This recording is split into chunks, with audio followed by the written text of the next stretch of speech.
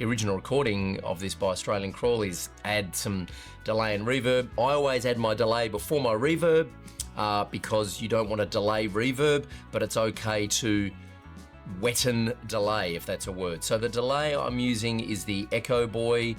I can't remember where I got this from Sound Toys, there you go. I'm just using an analog vocal slapper. It's off. I'll play some of the track and then I'll turn it on. Meet me down by the jetty landing,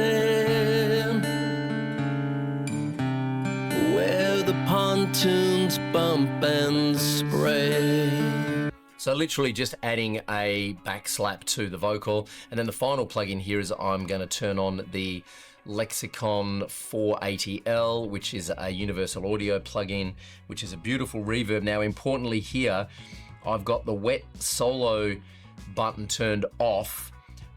Typically what happens with these reverbs is that you'll operate them in wet solo mode if you've got them on an auxiliary, and then so you're getting the full version of that reverb. And then what you can do is you can route some of the vocal or some of your guitar or some of your kick drum or whatever the instrument is into that auxiliary to get a little bit of that reverb. Well, in this case, I've got this reverb directly on the vocal channel, so I don't want it in wet solo mode. I've got it in mix mode, and I'm running at about 25%. If I mouse over mix dry there, you'll see I'm running at about 25%. So only 25% of this reverb is getting picked up on this channel. Let's have a listen to it.